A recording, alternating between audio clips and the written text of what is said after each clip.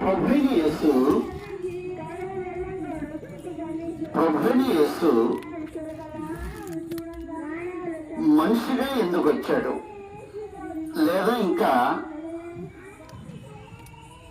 రక్త మాంసాల్లో ఎందుకు పాలువాడయ్యాడు మనం ఆలోచన చేయబోయేది. ప్రభువైన యేసు రక్త మాంసాల్లో ఎందుకు పాలువాడయ్యాడు, లేదా మనిషిగా ఎందుకు వచ్చాడు, శరీరాన్ని ఎందుకు ధరించాడు అనే సంగతి ఆలోచించేద్దాం. ప్రభువైన యేసు ఎవరు అసలు? ప్రభువైన యేసు ఎవరు అసలు? ఏమా ఎవరంటారు?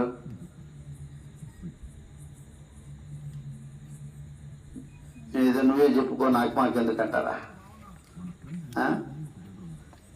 ఎవరు ప్రభువుని యేసు? ఎవరు అమ్మా? మనిషి కుమారుడు, మంచి మాట చెప్పారు. ఇంకా ఆయనకి అనేక పేర్లు ఉన్నాయి. ప్రభువుని యేసు ఎవరు? గ్రంథంలో ఇలాగ రాయబడి ఉంది. యోహాను రాసినటువంటి సువార్త 1వ అధ్యాయం 1వ వచనంలో, ఆది యందు వాక్యం ఉండెను, వాక్యము దేవుని యొద్ద ఉండెను, వాక్యము దేవుడై ఉండెను అన్నాడు. ఆదిలో యేసు ప్రభు వారు దేవుని దగ్గర దేవుడై ఉన్నాడు అని చెప్పేసి మాట్లాడింది గ్రంథం. దేవుడైన ఆయనకి శరీరం ఉంటుందా? రక్త మాంసంలో ఉంటాయా? దేవుడి గురించే ఉన్నాడంటే యోహాను రాసిన సువార్త 4వ అధ్యాయం 24వ వచనంలో, దేవుడు ఆత్మ కనుక ఆయన ఆరాధించేవారు ఆత్మతో సత్యంతో ఆరాధించవలెను అన్నాడు.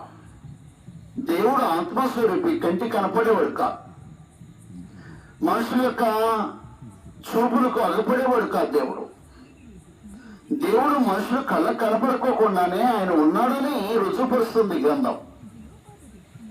ఆయన ప్రత్యేకించి కంటి కనపడేవాడు కాదు. కాబట్టి ప్రభువైన యేసు ఆదిలో అంటే భూమికి పునాదులు వేయక ముందుగా, అనాదిలో ప్రత్యేకించి భూమికి పునాదులు లేని కాలాన్ని అనాది అన్నాడు. అనాదిలో లేదా ఆదిలో ప్రత్యేకించి ప్రభువైన యేసు దేవుడై ఉన్నాడు అనే సమాచారం గ్రంథం తెలియజేసింది. యోహాను రాసిన సువార్త 17వ అధ్యాయం 5వ వచనంలో, యోహాను రాసిన సువార్త 17వ అధ్యాయం 5వ వచనంలో, తండ్రి లోకము పుట్టమునుపు నీ యొద్ద నాకు ఏ మహిమ ఉండినో ఆ మహిమతో నన్ను ఇప్పుడు నీ యొద్ద మహింపరచుము అన్నాడు. తండ్రి లోకము పుట్టమునుపు నీ యొద్ద నాకు ఏ మహిమ, నువ్వు ఉన్నావు, నీ దగ్గర నేనున్నాను, నాకు ఒక మహిమ ఉందని చెప్పేశాడు ప్రభువైన యేసు. నువ్వున్నావు, నీ యొద్ద నేనున్నా, నాకు ఒక మహిమ ఉంది. కాబట్టి లోకం పుట్టమునుపు దేవుడు ఉన్నాడు, దేవుడి దగ్గర యేసు ప్రభువు ఉన్నాడు అన్నాడు. ఈ యేసు ప్రభు ఉన్న యేసు ప్రభు దేవుడైనా దేవుడై ఉన్నాడు అన్నాడు. దేవుడై ఉంటే శరీరం కలిగి ఉండటం లేదు. దేవుడై ఉంటే ప్రత్యేకంగా మనుషుల కళ కనపడటం సాధ్యం కాదు.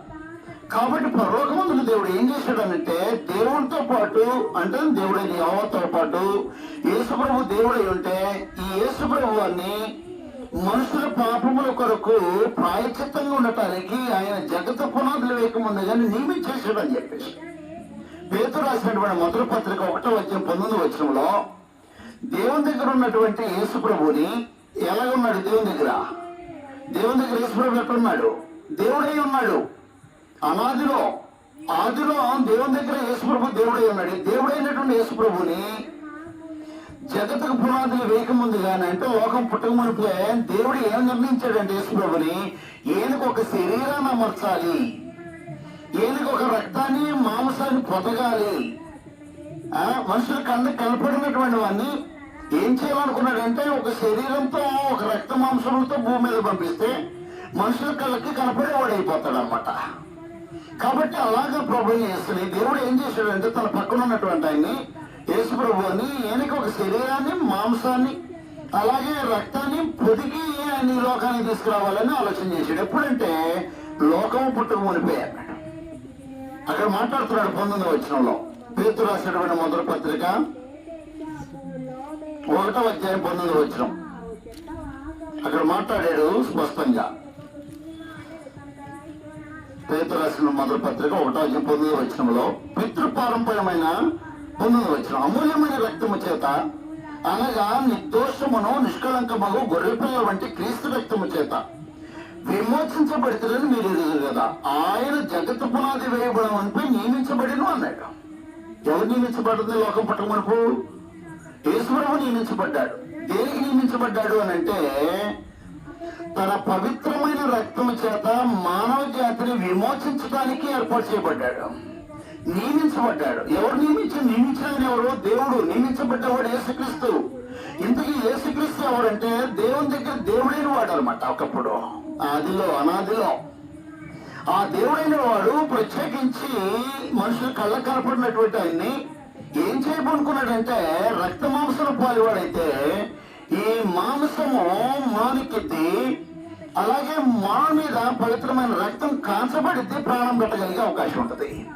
కాబట్టి ఆ విధంగా మనుషుల పాపాలకి రక్తం అవసరమై ఉన్న కారణాన, అది కూడా పవిత్రమైన రక్తం, నిర్దోషమైన రక్తం అవసరమైన కారణాన అది క్రీస్తు ప్రభు రక్తమై ఉండాలని ఆలోచన చేసిన దేవుడు యేసు ప్రభు వారిని ఏం చేశాడంటే రక్త మాంసంలో పాలువాడు చేశాడు.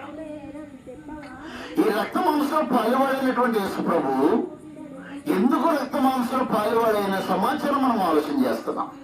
మత్తయి సువార్త 1వ అధ్యాయం 21వ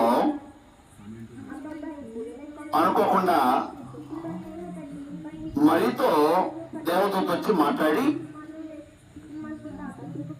నువ్వు ఇప్పుడు గర్భవతి కాబోతున్నావు, నువ్వు అయ్యే గర్భం ధరించేది పరిశుద్ధాత్మ వల్ల గర్భవతి అవుతున్నావు, ఎవరు ప్రమేయం లేదు అని చెప్పేసి దేవతతో వచ్చి మరితో మాట్లాడాడు. మరితో మాట్లాడితే ఆమెకి ధర్మశాస్త్రం తెలుసు, ఆమెకి ప్రవక్త వచనాలు తెలుసు. వాళ్ళు భయభక్తులు కలిగినటువంటి యోసేపు మరియలో. కాబట్టి వీళ్ళు ఏం చేశారంటే దేవుని యొక్క నియమం ప్రకారంగా మేక గ్రంథం 5:2 బెత్లెహేము ఎఫ్రాత యోదావారి కుటుంబములో నువ్వు స్వల్ప గ్రామమైనను నా కొరకు ఇశ్రాయేలు 80 వాడు నీలో నుంచి పుడతాడు అని చెప్పేశాడు. ఇశ్రాయేలు 80 వాడు ఎక్కడ పుడతాడంట? బెత్లెహేములో పుడతాడు అని చెప్పేసి ప్రవక్తలు ప్రత్యేకించి తెలియజేశారు. దశగ్రంథంలో కన్యక గర్భవతి కుమారుకొను ఆయనకి ఇమ్మానుయేలు పేరు పెట్టిన రాయబడింది. ఆ వచనాలన్నీ ధర్మశాస్త్రంలో ఉన్న ప్రతి విషయాన్ని ప్రవక్తలు ప్రవచించిన ప్రతిది కూడా ఎవరు తెలుసు? మరీకి యోసేపుకు తెలుసు. అప్పుడు ఈ దేవతకు వచ్చి వివరంగా ఫలానా ఈ విధంగా గర్భవతికి అవుతున్నావు అని చెప్పినప్పుడు ఆమెకి ధర్మశాస్త్రం ప్రవక్త వచ్చినా తెలిసిన కారణాన ఆమె అంగీకరించిందనమాట. లోకరక్షకుడు తన గర్భంలో పుట్టబోతున్నాడు అన్న సంగతి, అనే సంగతి ఆమె తెలిసి అంగీకరించిందని నీ చిత్తం ప్రభు అంటది. అప్పుడు యేసు ప్రభు వారిని తీసుకొచ్చి పరిశుద్ధాత్మ ప్రత్యేకంగా మరీ గర్భాన్ని పెడతాడు. అంతలో ఈ గర్భవతి అయిన సంగతి తెలిసిన యోసేపు, ఏంటి పురుషుడు ప్రమేయం ఒక్కొక్కటి గర్భవతి అవటం ఏంటి అని ఏం చేశాడంటే, అయితే అయిపోయింది, ప్రధానం అయిపోయింది, ఇకపోయినన్నా ఆమె రహస్యం వదిలిపెట్టేసి నేను నా దాన్ని పడిపోతే బాగుండని ఒక విధంగా ఆలోచన చేస్తున్న సమయంలో దేవదూత నేరుగా యోసేపు దగ్గరికి వచ్చి తెలియజేసేసాడు, నీ భార్య గర్భవతి అయింది, పరిశుద్ధాత్మ వల్ల కలిగింది అన్నాడు. అది ఏ మనిషి వల్ల కలగల? ధర్మశాస్త్ర ప్రకారంగా ప్రవక్తల వచనాల ప్రకారంగా కనిక గర్భవతి కుమారుకొనని రాయబడింది, నీకు తెలుసు కదా ధర్మశాస్త్రంలో. ఆ ధర్మశాస్త్ర ప్రకారంగా ఏం జరిగిందనంటే నీ భార్య గర్భవతి అయిందని చెప్పేసి అప్పుడు ఈయనకి ఆలోచన వచ్చేసింది. ఎందుకనంటే వారు బహు భయభక్తులు కలిగిన వాళ్ళు, దేవుని యొక్క నీతిని కలిగించేవాళ్ళు, యథార్థవంతులు వాళ్ళు. ఆ సమయంలో ఏం చేశాడంటే యోసేపు దేవుని యొక్క గ్రంథాన్ని ధర్మశాస్త్ర మాటలని దేవదూత వచ్చి వివరించిన తర్వాత దాన్ని నమ్మినటువంటి ఆయన ఏం చేస్తుంటాడంటే ఆమెను తన భార్యగా స్వీకరించి 9.5 మాసాలు ప్రభువైన యేసు భూమి మీద రక్త మాంసంలో పాలుబడినంత వరకు బహు జాగ్రత్తగా చూసుకుంటాడు. ఈ సమయంలో దేవదూత ఏం చెప్పాడంటే 1:21 ఆమె ఒక కుమారుని కనును తన ప్రజలను వారి పాపం నుండి ఆయనే రక్షించును గనక ఆయనకు యేసుని పేరు పెట్టుదు అనినో అని చెప్పేశాడు.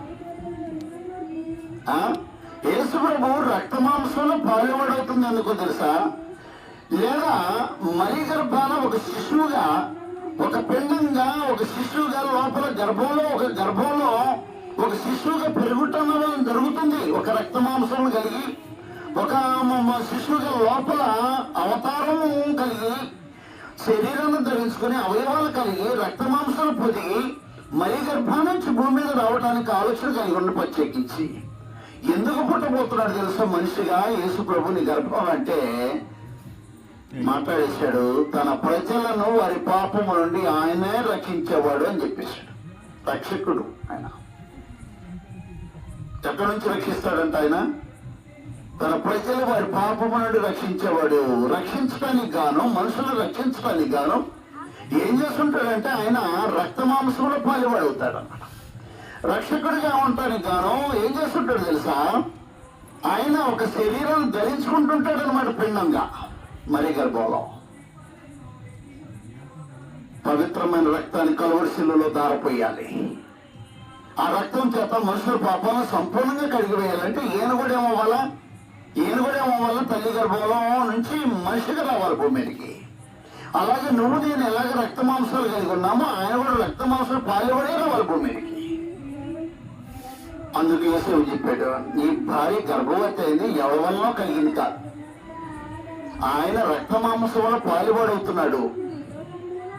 ఇదిగో మనుషుల పాపాలకు రక్షణ అవసరమైన కారణాన ఆయన మనిషిగా అవతరించబోతున్నాడు అని చెప్పేసి యోసేపుకి దేవదూత నీతిగా మాట్లాడిన తర్వాత లోకరక్షకుడు తన ఇంట్లో జన్మిస్తున్నాడని సమాచారం ఎరిగినటువంటి యోసేపు తన భార్యను బహు జాగ్రత్తగా చూసుకుంటుంటాడు. కాబట్టి గ్రంథంలో మాట్లాడుతున్నట్టు ప్రభువు యేసు రక్త మాంసాలు ఎందుకు పాల్పడుతున్నాడంటే నీ పాపాలు నా పాపాలని రక్షించడానికే అని చెప్పేశాడు ప్రాముఖ్యంగా. రెండో సంగతి, ప్రభువు యేసు రక్త మాంసంలో పాల్పడటం, శరీరం ధరించుకుని లోకంలోకి అవతరించడం ఎందుకంటే హెబ్రీయులకు రాసినటువంటి పత్రిక 2వ అధ్యాయం 14 వచనంలో, హెబ్రీయులకు 2వ అధ్యాయం 14 వచనం, హెబ్రీయులకు రాసిన పత్రిక 2వ అధ్యాయం 14 వచనాలు ఈ మాట రాయబడింది. కాబట్టి ఆ పిల్లలు రక్త మాంసములు గలవారైనందున ఆ ప్రకారమే మరణం యొక్క బలము గలవాడిని అనగా అపవాదిని మరణము ద్వారా నశింపచేటుకును, జీవితకాలం అంతా మరణ భయం చేత దాస్యములకు లోబడిన వారిని విడిపించుటకును ఆయన కూడా రక్త మాంసములు పాలువాడయ్యాడు అన్నాడు. నువ్వు నేను ఎక్కడున్నా ఇప్పుడు? రక్తం ఉంది, మాంసం ఉంది. రక్త మాంసాలు కలిగి నువ్వే నేను ఎక్కడున్నావు అన్నాడంటే గ్రంథంలో పాపము చేసి అపవాది పిల్లలుగా ఉన్నామంట, అపవాది సంబంధులుగా ఉన్నామంట, అపవాది బందీలుగా ఉన్నామంట. కాబట్టి మనము పాపం చేసి అపవాది బందీలుగా ఉంటే మనం విడుదల పొందాలంటే యేసు ప్రభు కూడా రక్త మాంసంలో పాలుపడవాలి. కాబట్టి యేసు ప్రభు రక్త మాంసంలో పాలుపడి ఏం చేస్తున్నాడంటే అపవాది బందీలుగా ఉన్నటువంటి ప్రతి ఒక్కరిని విడుదల చేస్తున్నాడు అని చెప్పేసి. అర్థమవుతుందా నేను చెప్పేది? 2 సౌండ్లు వినపడుతున్నాయా? ఇటే ఉన్నారా లేకపోతే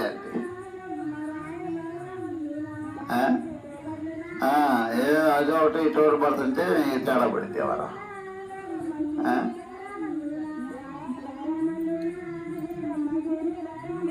యేసు ప్రభు రక్త మాంసాలు పాలుపడవటం ఏంటి? అసలు మనిషికి రావటం ఏంటి? మరి గర్భం రావటం ఏంటి? ఆయన వచ్చింది ఇప్పుడు 25 అని. ఆ రోజు ఆయన్ని అబ్బో పైనుంచి వచ్చినట్టుగా ఫీల్ అవుతుంటారు. 25వ తారీఖు ఆయనకి ఏదో చేసినట్టు చేస్తుంటారు. ఆయన ఏదో ఒక రోజు వేసి నిన్నేదో ఉద్ధరించేవాడు కాదు. ఆయన ప్రతి క్షణము అపవాది బందీలుగా ఉన్న ప్రతి మనిషిని విమోచించేవాడు. పాపం చేసే ప్రతి క్షణం ప్రతి పాపిని విమోచించడానికి రక్త మాంసాలు పాలుపడేయడం. ఆయన ప్రత్యేకించి మనమట అపవాది బందీలుగా ఉన్నందుకు మనం విడుదల చేయాలంట ఆయన. అందుకని వచ్చాడు రక్త మాంసంలో. గ్రంథంలో ఏమన్నాడు తెలుసా? యోహాను రాసిన మొదటి పత్రిక 3వ అధ్యాయం 8వ వచనంలో అపవాది మొదటి నుండి పాపం చేస్తున్నాడు కనుక పాపం చేయవాడు అపవాది సంబంధి అన్నాడు. అపవాది క్రియలను లయపరుచుటకు మనిషి కుమారుడు దేవుడు తన బొమ్మాన్ని పంపిన అన్నాడు అనమాట. సంగతి అర్థమవుతుందా? అపవాది క్రియలను లయపరచడానికి దేవుడు తన కుమారుని పంపిన అన్నాడు. యేసు ప్రభు రక్తమాంసం భూమి మీదకి రాకపోతే అపవాది స్థిరంగా ఉంటాడనమాట. వాడి ఆధిపత్యం, వాడి అధికారం, వారి యొక్క బలం స్థిరస్థాయిగా కొనసాగింది. ఎప్పటి నుంచి కొనసాగింది?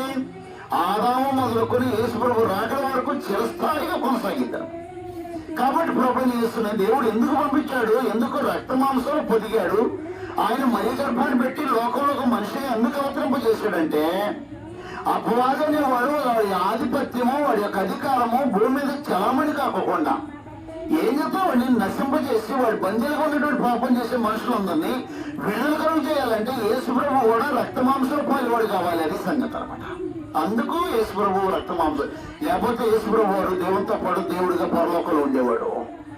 కానీ దేవుడు, యెహోవా దేవుడు యేసు ప్రభు అని శరీరాన్ని అమర్చాలి, ఆయనకి శరీరాన్ని అనుగ్రహించాలి, ఆయన రక్తమాంసం పాల్గొడు చేసి భూమి మీద పంపించాలని లోకము పుట్టక మనకు ఆలోచన చేసినటువంటి ఆలోచనని కాలం పరిపాలన కొనసాగిస్తుంటాడు. ఆయన యొక్క సమయంలోనే మనిషి మరీ గర్భంలో ఆయన పెట్టేసి భూమి మీద కనిపిస్తాడు.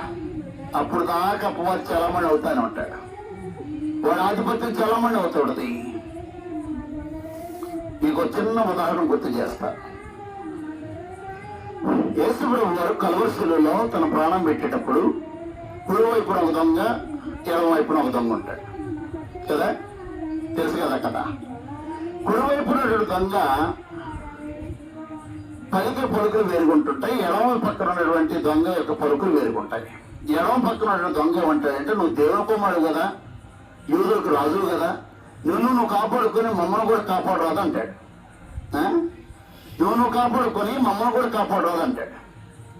రెండోది, ఈ కుడివైపు ఉన్నటువంటి దొంగ ఏమంటే, అదే నీకు నాకు ఇది సరైందే ఈ శిక్ష, కానీ ఏ తప్పు చేయనటువంటి ఈయనకి ఇది సరైనది కాదని చెప్పేసి వాడిని గద్దించి ఏం చేస్తుంటాడంటే, ప్రభు నీ రాజ్యంలో నన్ను జ్ఞాపకం చేసుకో అంటాడు. నీ రాజ్యం వచ్చినప్పుడు నన్ను ఒకసారి జ్ఞాపకం చేసుకో అని చెప్తాడు. ఇప్పుడు ఏం జరుగుతుందంటే, ప్రభుని యేసు తన శిలువ మరణంలో తన పవిత్రమైన రక్తం దారిపోసేటప్పుడు వీటి ఎడమ పక్కన ఉన్నటువంటి ఆయన ఏమంటాడంటే, నిన్ను నువ్వు కాపాడుకొని మమ్మల్ని కూడా కాపాడు అంటాడు. నిన్ను నువ్వు కాపాడుకొని మమ్మల్ని కూడా కాపాడు అంటే ఆయన ఏమన్నట్టు అనమాట. ఇంతకీ ఏమన్నట్టంటే, నువ్వు దిగిరాశ్రమ అక్కడ శిలువలో నుంచి దిగొచ్చి నీ అంత నువ్వు శిలువ మనం అనుభవించుకోకుండా దిగొచ్చి మేము ఈ శిలువ మనం అనుభవించుకోకుండా మమ్మల్ని కాపాడు అన్నాడు అనమాట. అంతే సంగతి. ఈ శిలువ మనం అనుభవించకపోతే ఆయన నరుడిగా రావటమే వెళ్ళడం వ్యర్థం, రక్తమాంసం పాల్గొనడం వ్యర్థం, దేవుని యొక్క నిత్య సంకల్పం వ్యర్థం. అలాగే దేవుని యొక్క సమస్తమైనటువంటి ఆలోచన మానవ జాతి కోసం ఆలోచించే ఆలోచన వ్యర్థం. కాబట్టి ఇటు ఎలా పక్కన అపవాది వీళ్ళు ప్రవేశించి, నువ్వు దిగిన నువ్వు యూదుడు రాజుగా, నువ్వు దిగి నుండి నువ్వు కాపాడుకొని మమ్మల్ని కూడా కాపాడు అన్నాడు. అంటే శిలువ మనం అనుభవించడం అనేది దేవుని యొక్క సంకల్పంలో మానవ జాతిని విమోచించాలి వారి పాపం నుండి. రెండోది, అపవాదికి భయం.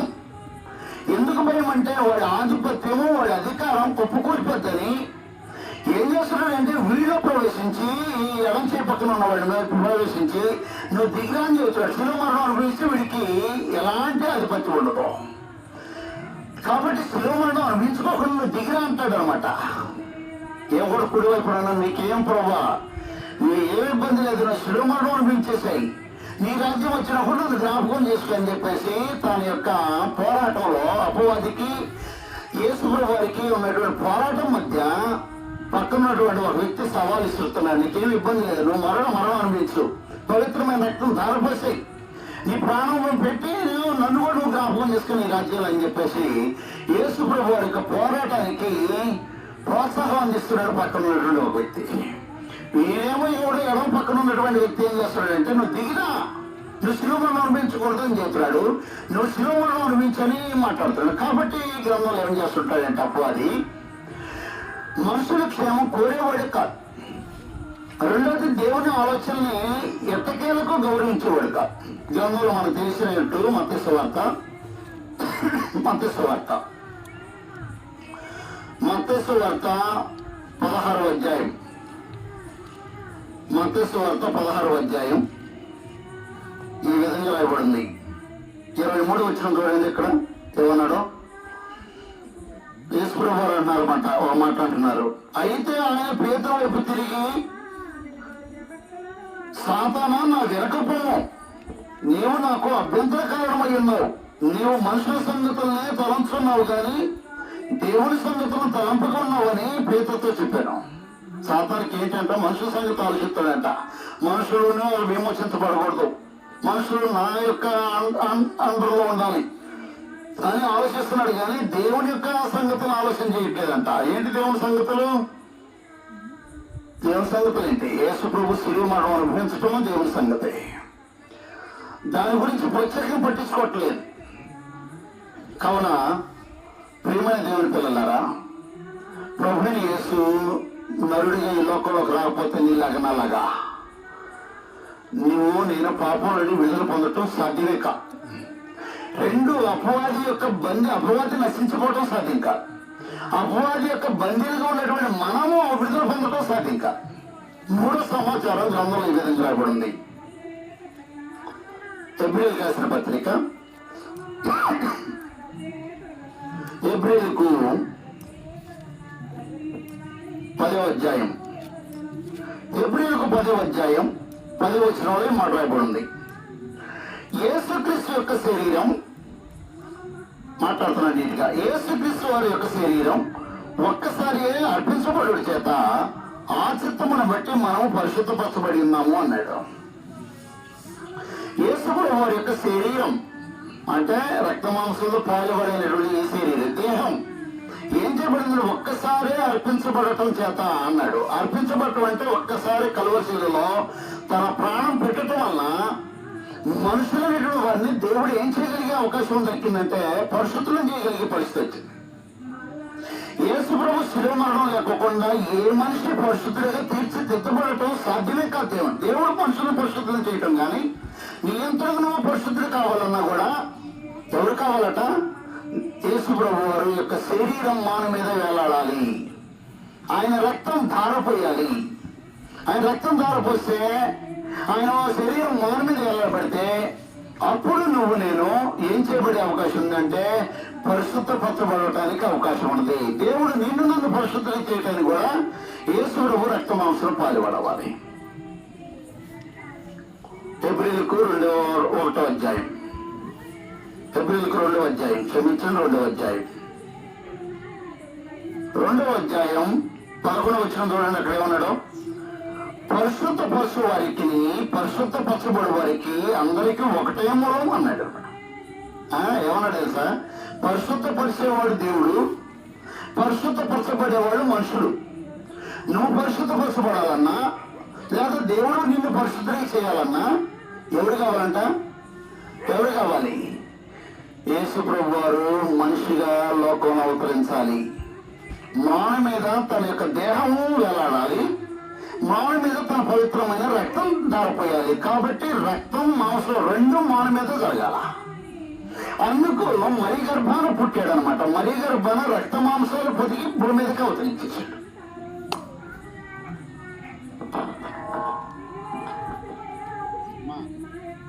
ముగిస్తున్నాలే, గజిబిజిగా ఉంది వారు కదా, అక్కడ గోల ఇక్కడ గోల అంటే కొంచెం ఇబ్బంది.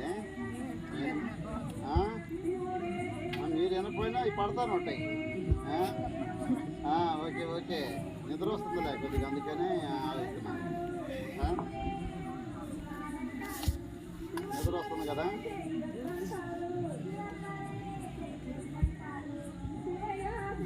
ముగిస్తున్నాలే, అయిపోయింది అయిపోయింది అయిపోయింది.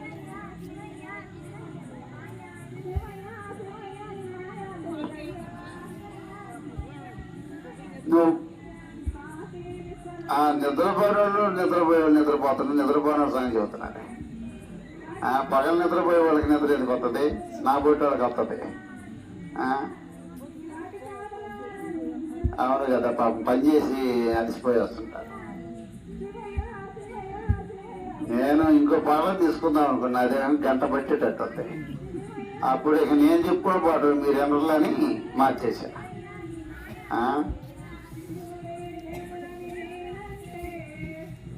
యేసు ప్రభు మనిషిగా ఎందుకు వచ్చాడు? రక్త మాంసంలో ఎందుకు పాల్పడాడు? మీరు చెప్పండి. ఇప్పుడు మీరు చెప్తే నేను ముగిస్తా.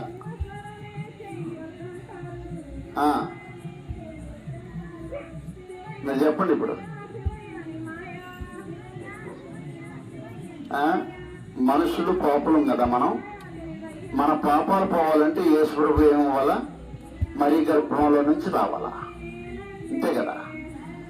పాపాలను పోగొట్టేటంటూ ఆయన రక్షకుడిగా, లోకరక్షకుడిగా ఆయన లోకంలో అవతరించాలంటే మనిషికి రక్త మాంసాలు పాలుపడాలి. కాబట్టి రక్త మాంసాలు ఎందుకు పాలుపడాలంటే నీ పాపాలు నా పాపాలను ఆయన రక్తంలో తుడిచేయాలి. అందుకు ఆయన రక్త మాంసాలు పాలుపడాయి. రెండో సంగతి చెప్పండి. రెండో సంగతి, ఎందుకు యేసు ప్రభు రక్త మాంసాలు పాలుపడాడంటే ఆది కాలం నుంచి, అంటే ఏదేన్ తోటల నుంచి ఆదామును పాపంలో నడిపించిన కాలం నుంచి యేసు ప్రభు కలవరిశిలో తన ప్రాణం పెట్టేంత వరకు కూడా వాడి ఆధిపత్యం స్థిరస్థాయిగా కొనసాగుతుంది. అపవాది యొక్క ఆధిపత్యం. ఆ ఆధిపత్యము కొట్టివేయబడింది అనమాట. వాడికి ఇంకేం లేదు, పవర్స్ ఉండవు అనమాట. వాడి పవర్స్ ఉండవు. కనీసం 2 నిమ్మకాయలు తీసి అక్కడ పెట్టినా దాంట్లో ఏముండదు. మనకేమో అదంతా గొప్పయ్యాం. రోడ్డు మీద ఎడతా చిట్టపోతూ ఉంటాం. దాంట్లో ఏదో ఉండదు, దాంట్లో ఏముండదు వాస్తవానికి. వాడు పేసేయకుండా మంచి నిమ్మకాయ ఎత్తే జేబులు వేసుకుని పోవచ్చు. అది అట్లా కాదు. కొన్ని కొబ్బరికాయ ఆటో కవకడం ఒకటి ఎత్తాడు, ఒకటి ముందు పెడదు. దీన్ని దొక్కించుకుని విడిపోతాడు. మొక్కలు మట్టి అవుతుంది. లేకపోతే జేబులు వేసుకుని పచ్చడి చేస్తాడు. ఏముండదు వాస్తవానికి. అపవాది శక్తులు యేసు ప్రభు శిలువ మరణం అనుభవించే దాకే ఉన్నాయి. తర్వాత వాడి దగ్గర బలం లేదు, శక్తి లేదు. వాడు నిన్ను చూస్తే వణకాల వాడు అన్నమాట. మునుగుతాడు అనటానికి ఆధారం ఏంటో తెలుసా? ఏబు దగ్గరకు పోయాడు, కదిలిచ్చాడు, అనేక రకాలు కదిలిచ్చాడు. ఎవరు ఓడిపోయారు ఇంతకీ? ఏబు ఓడిపోయాడా, అపవాది ఓడిపోయాడా? ఎవరు ఓడిపోయారు? అపవాదే ఓడిపోయాడు. యోసేపు దగ్గరికి పోయి కదిలిచ్చాడు, పడగొట్టాలని కదిలింది. కానీ యోసేపు పడిపోయాడా, అపవాది పడిపోయాడా? అపవాదే పడిపోయాడు. యేసు ప్రభు దగ్గరికి వెళ్ళాడు, యేసు ప్రభుని కదిలిచ్చేసాడు. యేసు ప్రభు పడిపోయాడా, అపవాది పడిపోయాడా? అపవాది పడిపోయాడు. కాబట్టి నువ్వు నేను వాడిని గెలవటానికి ఆలోచన చేస్తే ఖచ్చితంగా వాడు ఓడిపోతాడు. లేదు, చూడంగానే ఒంట్లోకి వచ్చినట్టుగా నువ్వు ఫీల్ అయ్యామనుకో, వాడిని వచ్చే కూర్చుంటాడు, లోపలే ఉంటాడు. వాడికి అంత గౌరవిస్తాం అన్నమాట. కాబట్టి ప్రేమ దేవుని పిల్లలారా, యేసు ప్రభు శిలువ మరణంలో అపవాదిని ఏం చేస్తున్నాడు? కొట్టిపడేస్తున్నాడు. కొట్టిపడేసిన తర్వాత ఏం జరుగుతుంది? వాడికి కింద ఉంటారు అన్నమాట. వాడి బంధువులకి పాపం చేసే వాళ్ళందరూ ఉంటారుగా, వీళ్ళందరూ ఒక్కొక్కళ్ళు ఎక్కడికి వెళ్ళిపోతారు, బయటకు వచ్చేస్తారు, విడుదల పొందుతారన్నమాట. అందుకు యేసు ప్రభు రక్త మాంసాలు పాలుపడే. మూడో సంగతి గ్రంథం నుంచి ఆలోచన చేశాం. మనుషులు పరిశుద్ధులు కావాలంటే యేసు ప్రభు రక్త మాంసాలు పాలుపడాలి. దేవుడైనటువంటి వాడు రక్త మాంసాలు పాలుపడి కావాలి. ఆయన రక్త మాంసాలు పాలుపడి కాకుండా నువ్వు నేను పరిశుద్ధం కావటం సాధ్యమే కాదు. అందుకు దేవుడు యేసు ప్రభుని మరి గర్భంలో నుంచి భూమి మీదకి మనిషిగా పంపించాడు. 4వ సమాచారం తెలియజేసి ముగిచ్చేస్తాడు. 10వ అధ్యాయం, ఎబ్రీయులకు 10వ అధ్యాయం 19వ వచనంలో మాట్లాడబడింది. సహోదరులారా, యేసు మన కొరకు ప్రతిష్ఠించిన మార్గమును అనగా నూతనమైనది, జీవము గలది, ఆయన శరీరమును తెర ద్వారా ఏర్పరచబడినదైన మార్గమున ఆయన రక్తం వలన పరిశుద్ధ స్థలమందు ప్రవేశించుటకు మనకు ధైర్యం కలిగి ఉన్నది కనుక. పాపులు అయినటువంటి మనం దేవుని సన్నిధిలో నిలబడగలిగే అవకాశం ఉంటుందా? ఉండదు. అపరాధులు, పాపులము దేవుని సన్నిధికి వెళితే ఆయన పరిశుద్ధులు, మన పాపులము వెళ్ళి నిలబడితే ఏమైతే ప్రమాదం తలబడింది. కాబట్టి ప్రభు యేసు ఏం చేశాడంటే తన పవిత్రమైన రక్తం మనుషుల కోసం చిందించి తన శరీరాన్ని మాన మీదే ఎలాడదీసి తన రక్తంతో కాల్చిన కారణాన ఏం జరిగే అవకాశం ఉందంటే మనం నేరుగా పరిశుద్ధ స్థలంలో దేవుని సన్నిధిలో పోయి నిలబడగలిగే అవకాశం. ఎందుకంటే మన పాపాలు కడిగేశాడు, మన అపవాది బంధువులు విడుదల చేసేసాడు, తర్వాత ప్రత్యేకించి మనం పరిశుద్ధులు చేశాడు. కాబట్టి దేవుడు పరిశుద్ధుడైనట్టు మనల్ని పరిశుద్ధులు చేసి మన పరిశుద్ధులు మనం దేవుని సన్నిధికి వెళ్ళి నిలబడగలిగే అవకాశం ఆయన తండ్రి మొరపెట్టగలిగే భాగ్యం దేవుడు అనుగ్రహించేసాడు. లేకపోతే మనం అక్కడ దేవుడిని ఆయన తండ్రి అని పిలుస్తాం. ఆయన పరిశుద్ధుడు, మన పాపం దేవుని సన్నిధిలో నిలబడే పరిస్థితి ఉండదు. కానీ క్రీస్తు ప్రభు రక్తము ఏం చేస్తుందంటే మనుషులు అంటే మనము నేరుగా దేవుని సన్నిధిలో పోయి ఆయన సన్నిధిలో పోయిన దేవునికి ప్రార్థించగలిగే పరిస్థితి, ఆయన పొగడగలిగే పరిస్థితి, నాయన తండ్రిని పిలవగలిగే పరిస్థితి, అన్ని పరిస్థితులను దేవుడు క్రీస్తు ప్రభు ద్వారా ఏర్పాటు చేసేసాడు. ఆయన మనిషిగా పుడితే జరిగే లాభాలు అన్నమాట ఎన్నో ఉన్నాయి, ఇంకా ఎన్నో ఉన్నాయి. లేకపోతే ఎవరు నాయన తండ్రి అంటే ఆయన ఎవరు? మన పాపులమి దేవుడు నీకు తండ్రి అవుతాడు, ఆ పాపులకి తండ్రి అవుతాడు. పాపులకి ఎవరు తండ్రి? పాపులకి తండ్రి ఎవరు? అపవాది అనమాట. అపవాది పాపులకి తండ్రి. పరిశుద్ధుడికి ఎవరు తండ్రి అంటే దేవుడు తండ్రి. ఆయన నాయన తండ్రిని ప్రార్థన చేస్తాడు, నాయన తండ్రిని ప్రార్థన చేస్తాడు. పాపికి బ్రతుకుతూ నాయన తండ్రి ఆయన బ్రతుకుతాడు. అర్థం కదా? మన పరిశుద్ధంగా బ్రతుకుతుంటే, మన ఆలోచన పవిత్రంగా ఉంటే, మన యొక్క భావాలు, మన యొక్క నడవడి, మన విశ్వాసం, మన ప్రేమలో దేవుడికి అనుకూలంగా ఉండి, అప్పుడు మన చెడుతలను విసర్జించి దుర్మార్గతను విడిచిపెట్టి నాయన తండ్రి అంటే అప్పుడు ఆలకిస్తాడు అనమాట. ఆయన మన సహవాసం, ఆయనతో మన సహవాసం ఉంటుంది అనమాట. కాబట్టి మనం నేరుగా దేవుని సన్నిధి పోయి నిలబడి నాయన తండ్రిని మొరపెట్టుకోగలిగే భాగ్యం ఎలా ప్రసాదించబడుతుందంటే, కేవలం యేసు ప్రభు దేవుని దగ్గర నుంచి ఒక స్థానం కొద్ది తగ్గొచ్చి నరుడుగా జన్మించిన కారణాన, నీలాగా నాలాగా మాంసము రక్తంతో పొదగబడి భూమి మీదకి వచ్చిన కారణాన ఆ భాగ్యం నీకు నాకు దక్కుతుంది. 4 సంగతులు చెప్పేసి ఇంకొద్దు, ఇంకా నీకు పనికిరాదు. ముగిస్తున్నా. సింపుల్ మీరు చెప్పేసేయండి, 4 చెప్పేసేయండి, టక్క వెళ్ళిపోదాం. ఒకటి ఎవరో ఒకళ్ళు ఒక్కొక్కళ్ళు వాడు చెప్పండి, ఏదో ఒకటి చెప్పండి. అపవాది బందీలో ఉన్న వారిని విడిపించడానికి పాపంలో ఉన్నటువంటి వారిని పాపాల నుండి రక్షించడానికి అన్నాడు.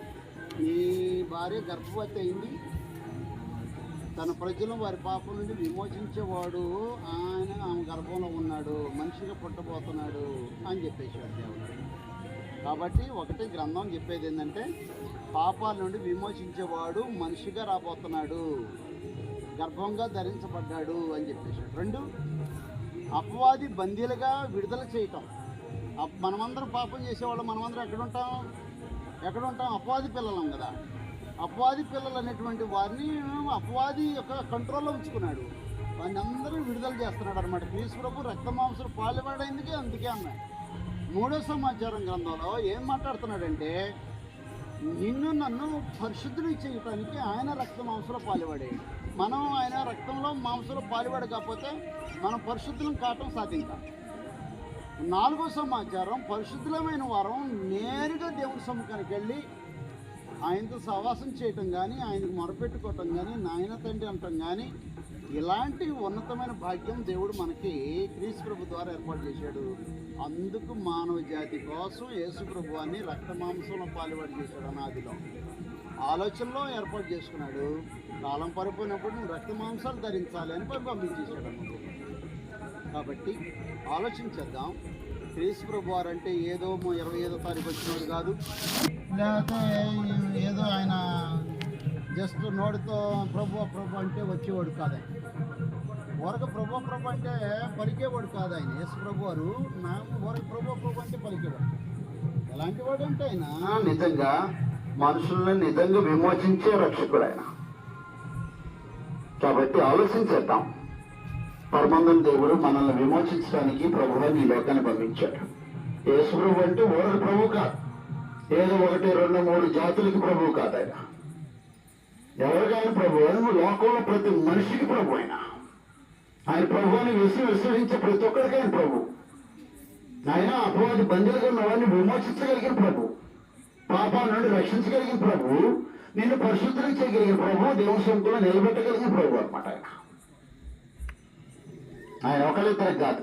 ఆయన నమ్మి పాపులు ఆయన ప్రభువుని నోటితో ఒప్పుకుని దేవుడు మృతుల నుండి లేపాడని ఎవరైతే విశ్వసిస్తారో అలాంటి వారందరికీ ఆయన ప్రభు. అంతే, 1, 2, 3, 4 జాతుల వారికి కాదు. ఆయన యేసుక్రీస్తు అందరికి ప్రభు అని ఉంటుంది. గోడ మీద రాస్తారు యేసు ప్రభు అందరికి ప్రభు అని. అది అందరూ తెలుసు సంగతి, ఒకళ్ళిద్దరికి కాదు. క్రీస్తు ప్రభు రక్త మాంసాలు పాలుపడింది మానవ జాతిని అందరిని విమోచించడానికి. లోకరక్షకుడు అన్నాడు కానీ గ్రంథంలో ఆయన ఏదో 1, 2, 3 జాతులకి రక్షకుడు అనలా. లోకరక్షకుడు అంటే లోకాన్ని గ్రంథం మాట్లాడు, దేవుడు లోకం ఎంతో ప్రేమించను అన్నాడు. కాబట్టి మనుషులందరినీ రక్షించడమే దేవుని యొక్క సంకల్పం, దేవుని యొక్క ఉద్దేశం. కావున ఆలోచించేద్దాం. ఒక రక్షకుడు నీ కోసం నా కోసం లోకంలో జన్మించి తన ప్రాణాన్ని సమర్పించి తన పవిత్రమైన రక్తం చేత మనల్ని విమోచించాలని ఆలోచన కలిగి ఉంటే ఆయన రక్తంలో ఎంతమంది ఈ పాపాలు కడిగేసుకోవటానికి సిద్ధమో ఆలోచన చేసుకోవాలి. ఆయన ప్రభువుగా అంగీకరించడం ఎంతవరకు సిద్ధమో ఆలోచన చేసుకోవాలి. ఆ ప్రభు తగినటువంటి జీవితాన్ని ఆయన ఆజ్ఞాపించినటువంటి మాటల ప్రకారం జీవించడం ఎంతవరకు సాధ్యమో ఆలోచన చేసుకోవాలి. అటు కృప మనకి సజీవంగా ఉన్నటువంటి మనకి భాగ్యం అనుగ్రహించబడుతుంది. దాటిపోతే లేదు, మళ్ళీ ఆయన ప్రభు అంటానికి లేదు. లేకపోతే మనం పరిశుద్ధులు అవ్వటం సాధ్యం కాదు, అపాది బందీలు కూడా విడుదల పొందటం సాధ్యం కాదు. బ్రతికున్నప్పుడే మనకి ఏదైనా సాధ్యం. దాన్ని సజీవంగా ఉన్నప్పుడు సద్వినియోగం చేసుకొని దేవునికి కుమార్తెలు కావాలని, ప్రభువుకి తగిన దాసులుగా జీవితం గడపాలని ప్రభు పేట మీకు తెలియజేస్తూ ముగిస్తున్నాను. అందరికన్నా ప్రార్థన చేసుకోండి.